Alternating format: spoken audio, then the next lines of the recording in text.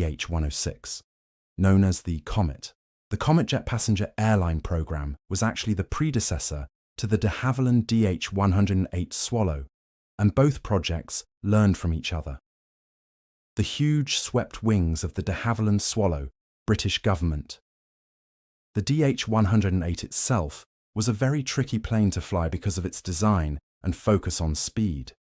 With a large delta wing which swept back beyond the tail of the small fuselage, and no horizontal stabilizers on the tailplane, it echoed the Comet, the suicidal rocket-powered interceptor of the late war. To build it, de Havilland had also turned to a design of one of their latest, greatest designs.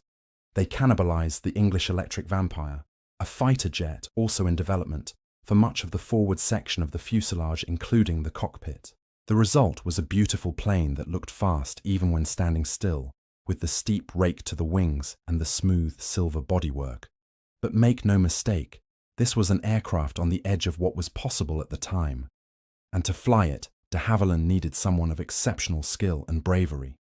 They needed the de Havilland heir, Geoffrey de Havilland Jr., the two de Havillands.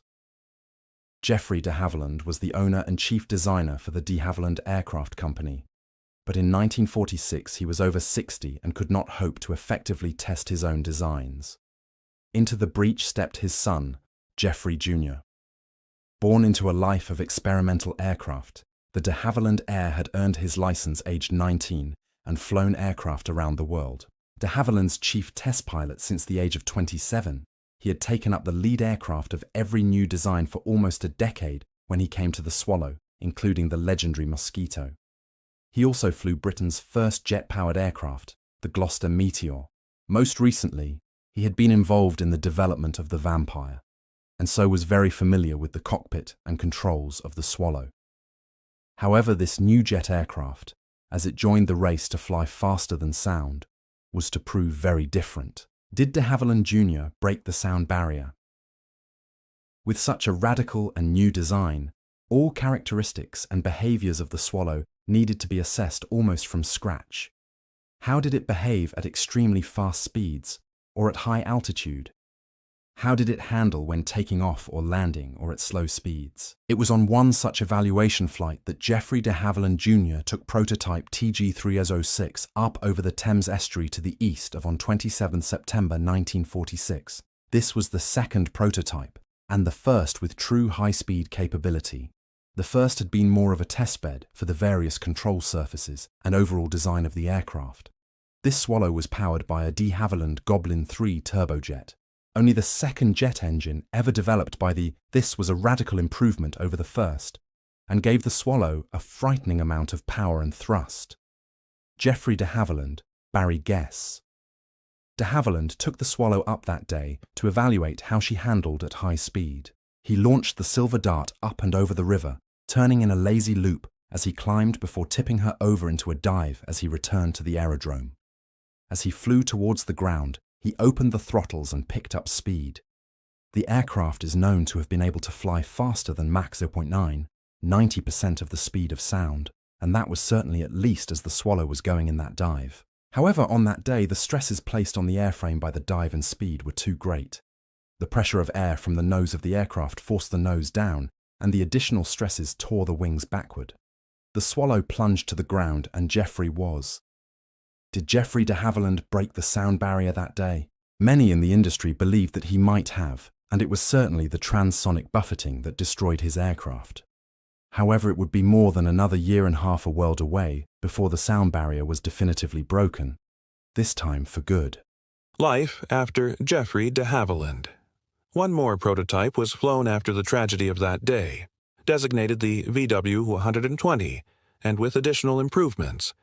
The VW-120 was designed to resolve the issues and difficulties that the TG-306 faced. The first flight of the VW-120 was on July 24, 1947, almost a year after the crash. The plane had an improved cockpit and ejection seat so that the pilot could escape safely from the plane before it crashed. Additionally, the plane was strengthened with the help of modifications so that the previous issues in flight would not arise. The wing surfaces were now power-assisted, and the engine was also modified to reduce pilot fatigue and increase flight speed. The controls were also modified so that the pilot would more easily remain in control and fly safely. The VW's Yankee model went on to become the most famous de Havilland DH-108, as it was thought to have indeed broken the sound barrier on September 6, 1948. The official speed of the aircraft at this time, when the plane was in a steep dive, was Mach 1.02. Britain in the Second World War faced possibly her greatest domestic challenges by air. Much of the credit for her successes in stemming the Nazi aggression and eventually taking the fight to the Germans must come from the brilliant people who designed her aircraft. But much more credit must go to their knack for adaptation and innovation. This is certainly true of one of the most remarkable aircraft built during the years of the Mosquito. Designed as a fast bomber, mostly made of wood and originally with no air-to-air armament at all, she somehow turned out to be one of the truly great fighter planes of the war. She was nicknamed the Wooden Wonder because of her speed and unexpected agility in the air. She was almost never built, requiring the intervention of the Air Chief Marshal, Sir Wilfrid Freeman, who defended the concept design. In 1941, she was recorded as the fastest aircraft in the world. How did a bomber beat the fighters at their own game? Development of the Mosquito. The original designs for the Mosquito in 1936 were for her to be a fast bomber. However, these soon evolved and became adapted to many roles. Able to fly at low-medium altitudes, the Mosquito could be used as a day tactical bomber, or even, at a push, a nighttime high-altitude bomber. In addition to these roles, she could be used as a pathfinder, as a maritime striker able to quickly respond and hunt down enemy, and a photo reconnaissance plane. The British Overseas Airways Corporation would also utilize the aircraft in a non-military capacity to transport small, high-value cargo to neutral countries that were being restricted by enemy-controlled airspace. It allowed for one and one passenger. Geoffrey de Havilland had been flying test aircraft since before the First World War. Royal Engineers official photographer, Geoffrey de Havilland, came up with the design for this in the 1930s. A true aviator of the old school, by midway through the 1930s, he had established a reputation for high-speed aircraft with innovative designs. He had designed and created the DH-088 Comet Racer, which set many record times for long-distance flights both in racing and on record attempts. He developed this idea by designing the DH-91 Albatross, which was mostly made of. This feature, seen as oddly anachronistic by many of his contemporaries, would be passed on to the Mosquito. The Albatross could hold 22 passengers and could fly at around 210 miles per hour, 338 km/h, and reach an altitude of 3,400 meters. It was faster than any other plane of its type, and de Havilland discovered that the wooden construction not only saved weight but compensated for the lower-powered engines used in his aircraft. He used the lower-power engine because they were easy to mass-produce and construct. Geoffrey's success with the Albatross led him to believe that a bomber with a good aerodynamic design and minimal skin area would surpass the specification set by the British Air Ministry. In 1938, de Havilland began to create a prototype using the Rolls-Royce Merlin-powered engines.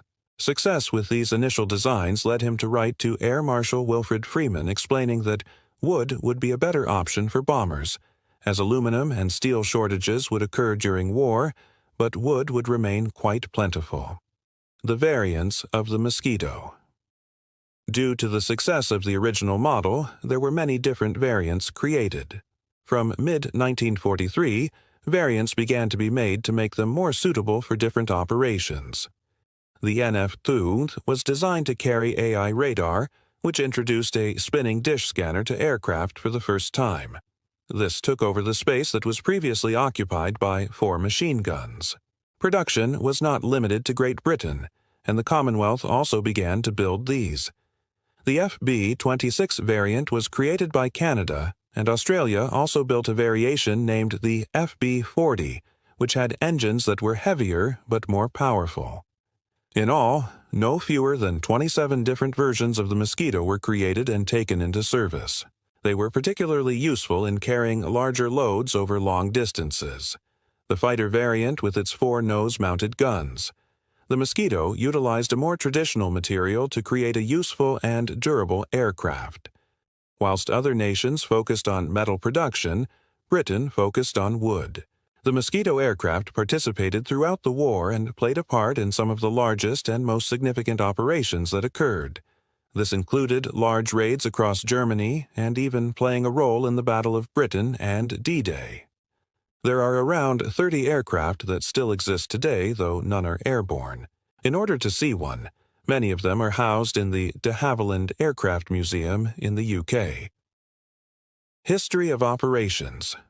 The first produced Mosquito, the W4051, was sent to a photographic reconnaissance unit. It was set to begin taking secret photographs in July 1941 at 6,000 meters, 20,000 feet. It was not until November 1941 that the RAF at Swanton Morley, Norfolk took in the first operational Mosquito bomber, the W4064. Large for a WW-2 fighter, but nimble and fast, unknown author. Through 1942, they undertook low-level and shallow dive attacks. They were mainly used on industrial and infrastructure targets across but they were also used on targets in Oslo and Berlin. The pilots and crew praised them for their handling, their speed, and their flight characteristics. While on duty, the aircraft came up against flak fighters called snappers. They often found themselves in airspace and were often at a disadvantage. However, during the fights, Mosquito pilots were able to make the most of their excellent handling capabilities to escape from danger. This was more useful than its speed when evading the enemy. The Mosquito was not announced publicly until September 1942. It was after a raid in Oslo on the 25th of September and recorded in the Times on the 28th of September. They also participated in Operation Oyster, which was a raid against the Philips Works in Eindhoven, Netherlands. As the war progressed, Mosquito bombers continued to fly at high speeds whilst low and medium altitudes during the day to engage with infrastructures like factories and railways and pinpoint targets across and its conquered lands. As a fighter, she excelled as well, with the twin-engine design allowing space for 4 machine guns directly ahead of the pilot, improving accuracy. In 1943, the Mosquitoes were formed into a light-night striking force to help guide the RAF Bomber Command raids and to become nuisance bombers that caused chaos and destruction across the German targets. They became so effective that by the end of the war and on their last official war engagement in 1945, they continued to hunt German. The last ones that were active were not retired until 1963 and had been used by the No. 3 Civilian Anti-Aircraft Cooperation Unit. The variants of the Mosquito. Due to the success of the original model, there were many different variants created. From mid-1943, variants began to be made to make them more suitable for different operations. The NF-2 was designed to carry AI radar, which introduced a spinning dish scanner to aircraft for the first time. This took over the space that was previously occupied by 4 machine guns. Production was not limited to Great Britain, and the Commonwealth also began to build these. The FB-26 variant was created by Canada, and Australia also built a variation named the FB-40, which had engines that were heavier but more powerful. In all, no fewer than 27 different versions of the Mosquito were created and taken into service. They were particularly useful in carrying larger loads over long distances. The fighter variant with its 4 nose-mounted guns. The Mosquito utilized a more traditional material to create a useful and durable aircraft. Whilst other nations focused on metal production, Britain focused on wood. The Mosquito aircraft participated throughout the war and played a part in some of the largest and most significant operations that occurred. This included large raids across Germany and even playing a role in the Battle of Britain and D-Day. There are around 30 aircraft that still exist today, though none are airborne. In order to see one, many of them are housed in the de Havilland Aircraft Museum in the UK.